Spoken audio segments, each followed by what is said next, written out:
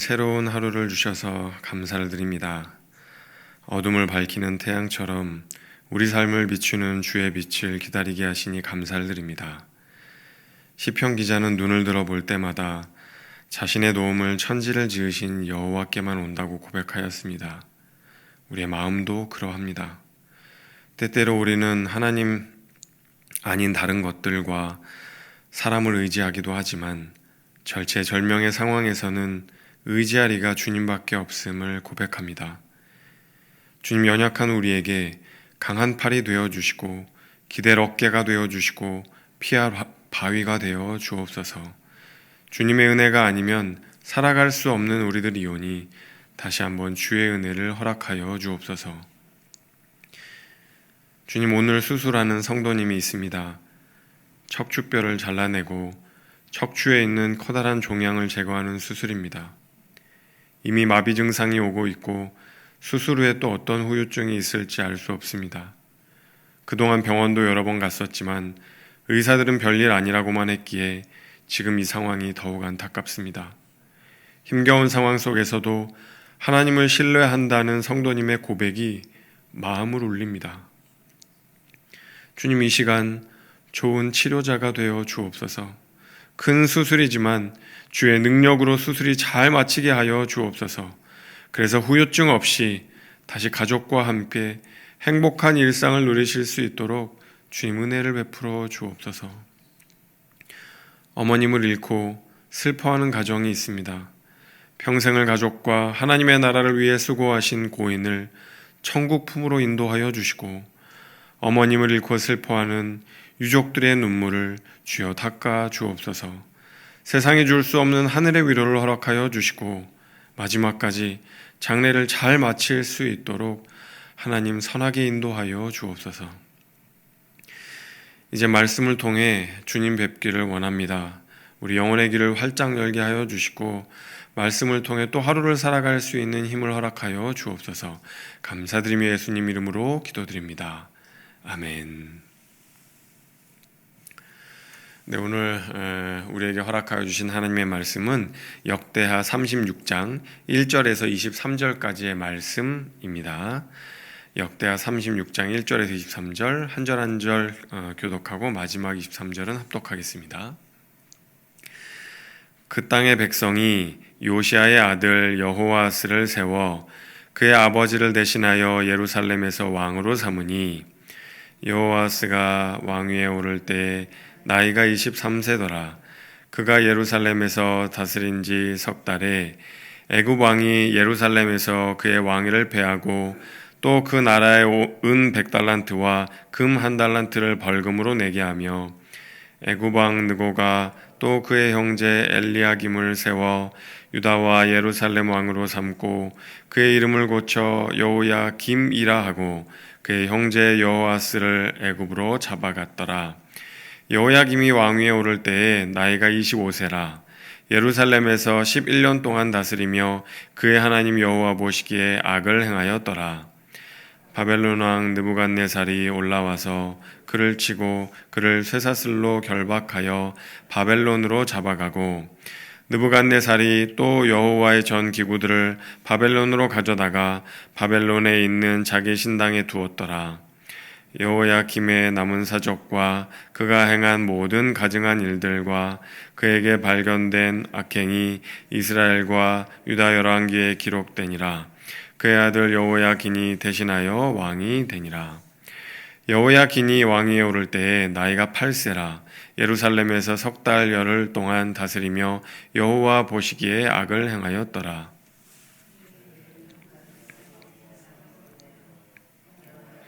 바벨론으로 잡아가고 여호와의 전에 귀한 그릇들도 함께 가져가고 그의 숙부 시드기야를 세워 유다와 예루살렘 왕으로 삼았더라. 시드기야가 왕위에 오를 때에 나이가 21세라.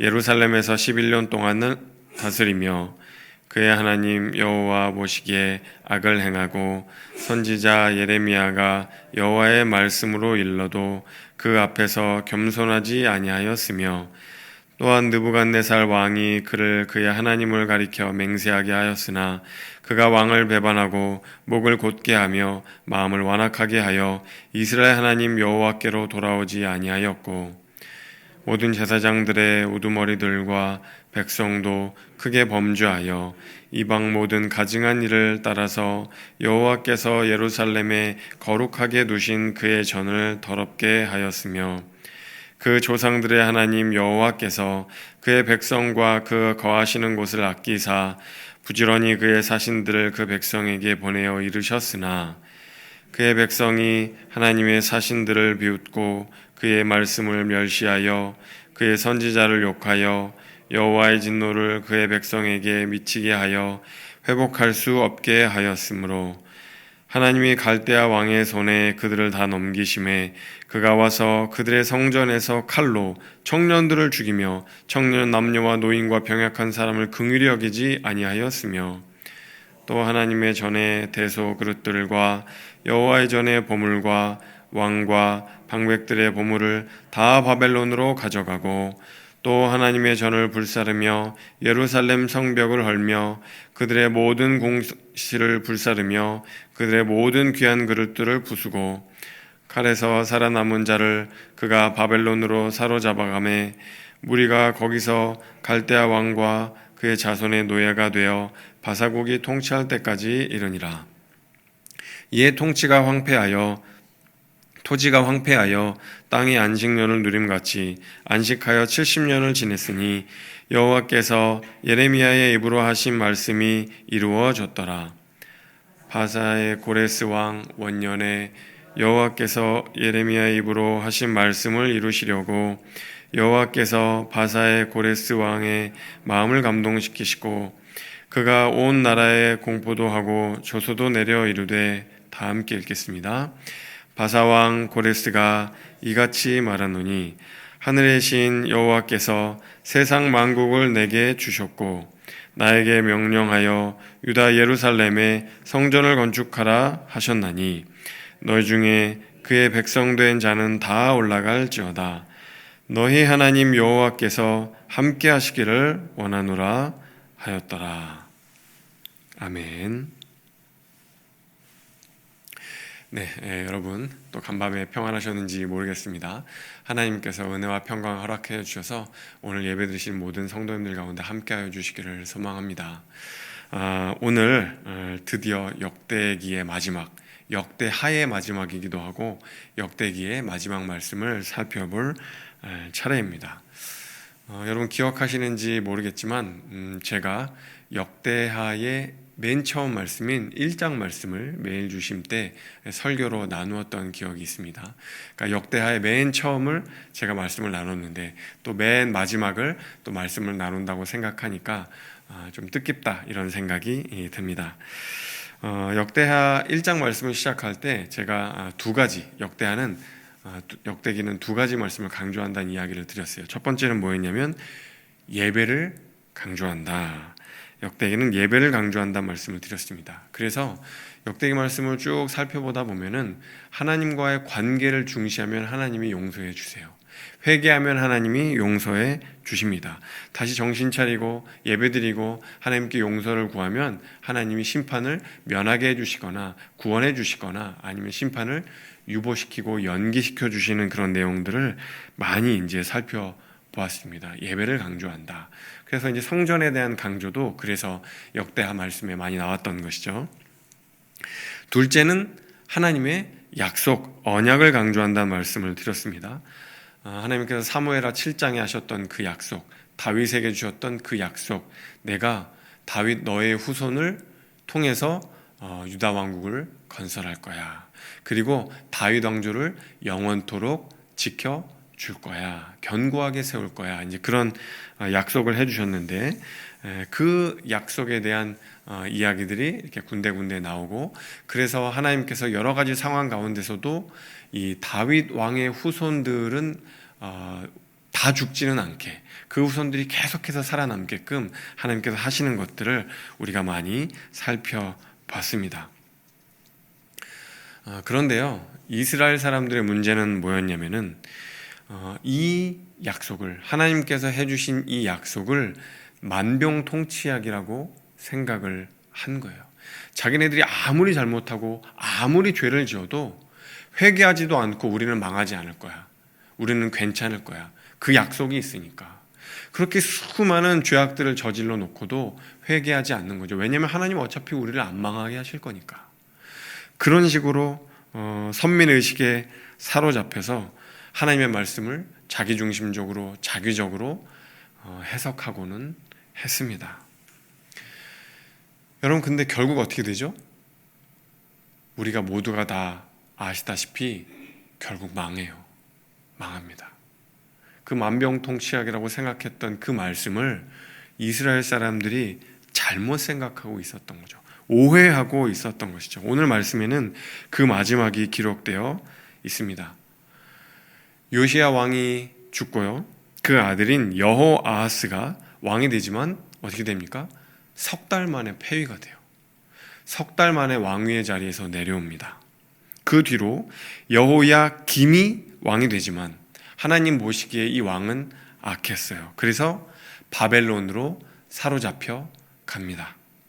또 그 뒤에 아들인 여호야긴이 왕이 됐는데 이 여호야긴 왕도 하나님 보시기에 악했습니다. 그래서 어떻게 돼요?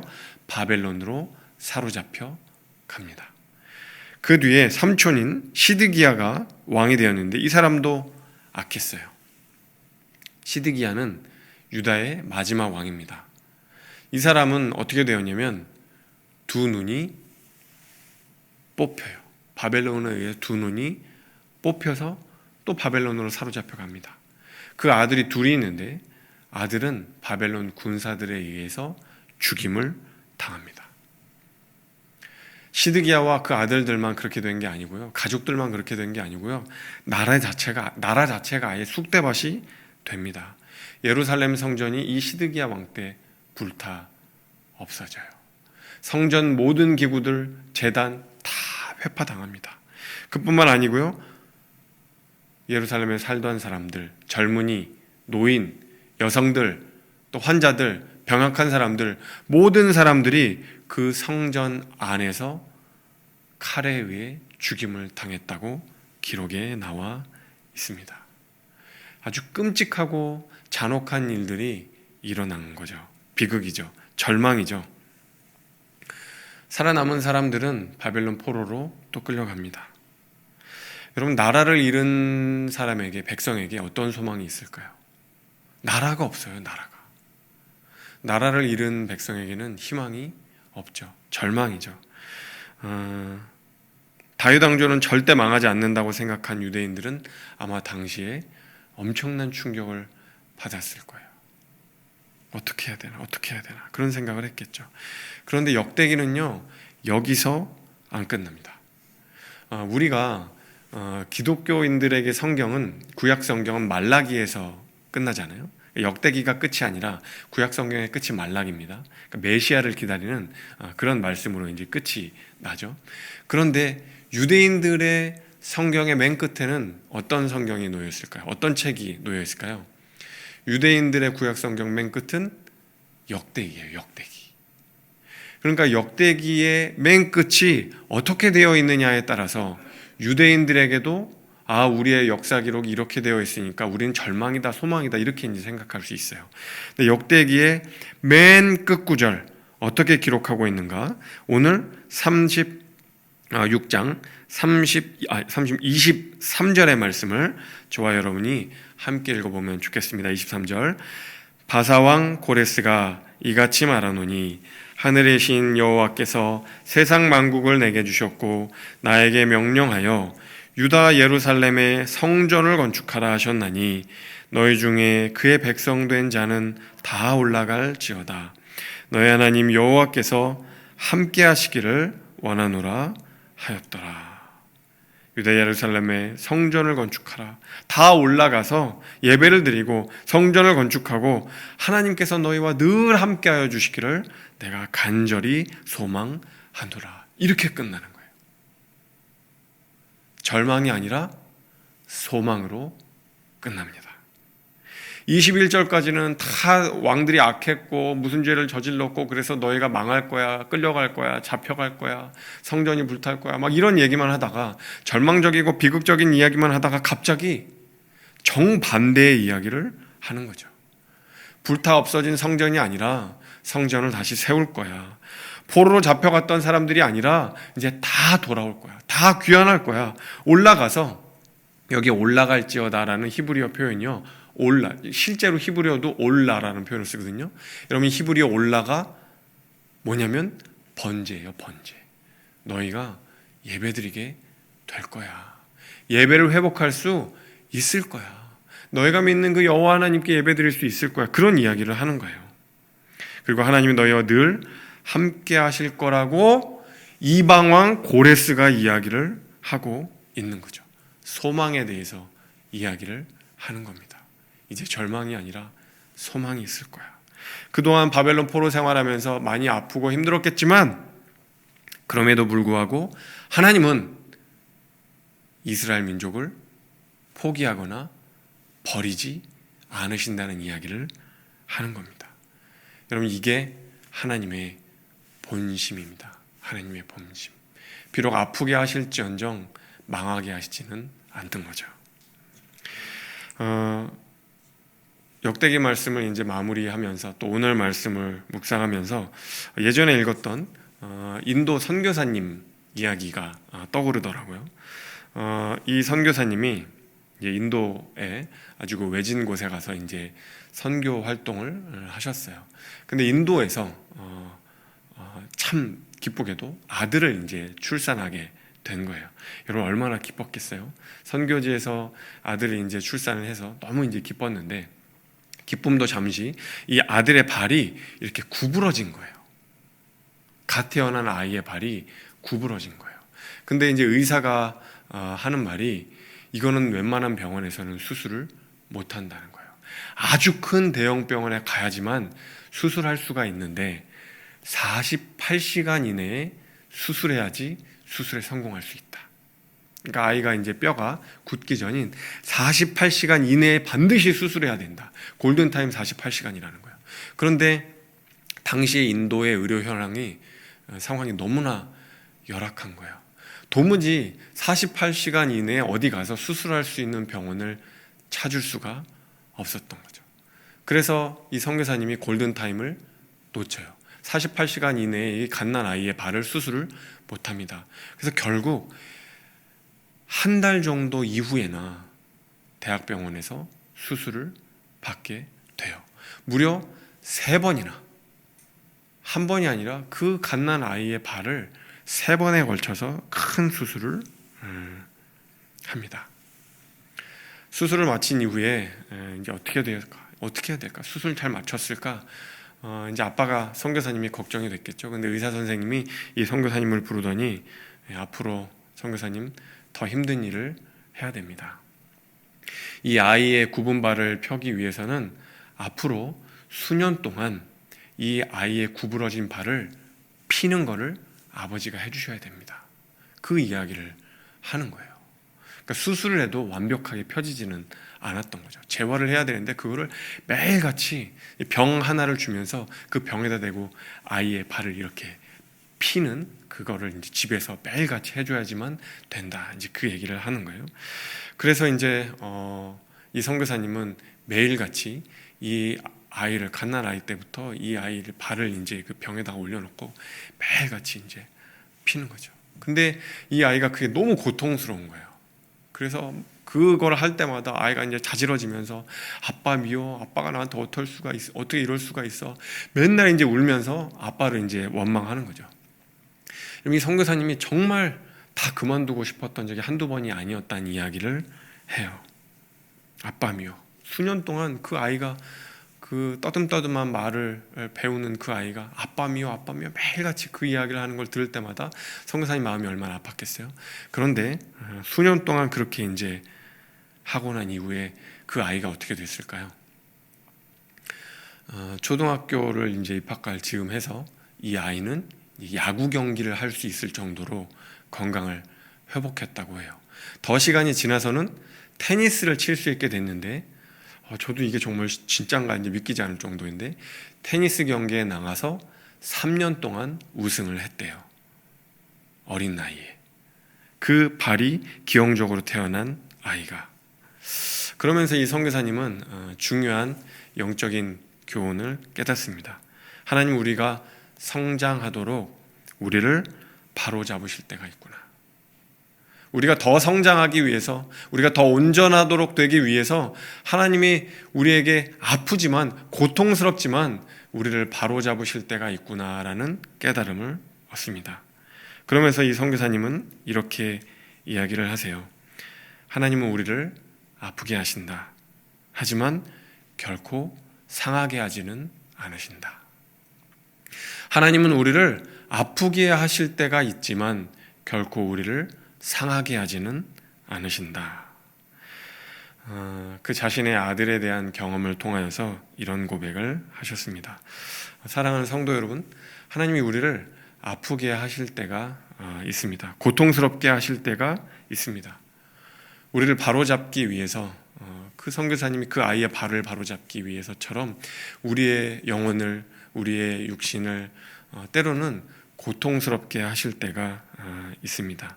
근데 그거는요, 우리를 상하게 하기 위해서가 아니라, 우리를 해코지하기 위해서가 아니라 우리를 바로잡고 우리를 건강하게 하기 위해서 그렇게 하실 때가 있습니다. 그런 상황을 허락하실 때가 있어요.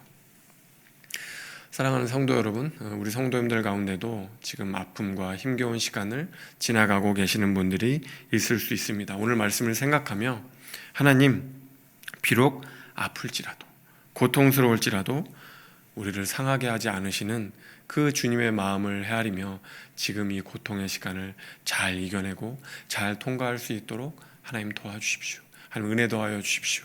그렇게 기도할 수 있는 우리 존귀한 성도님들 되실 수 있다면 좋겠습니다.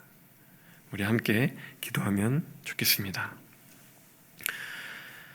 주님, 때로 삶이 너무나 아픕니다. 너무나 고통스럽습니다.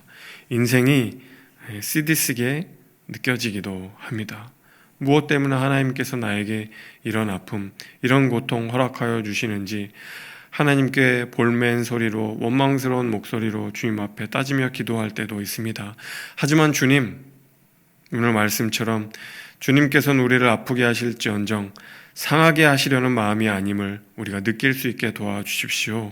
우리를 바로잡아 건강케 하기 위하여서 때로 우리에게 아픔을 허락하여 주시는 하나님이심을 우리로 믿고 신뢰하며 나아갈 수 있도록 도와주십시오.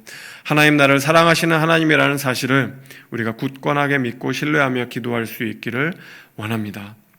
오늘 그렇게 기도하며 하나님께 우리의 모든 상황을 내어드려 우리의 모든 상황을 선한 길로 인도하심을 믿고 신뢰할 수 있는 오늘 하루 될 수 있도록 하나님 동행하여 주시고 함께하여 주시옵소서. 감사드리며 예수님의 이름으로 기도드립니다. 아멘. 이제 각자의 기도 제목을 놓고 주님 앞에 나아가겠습니다.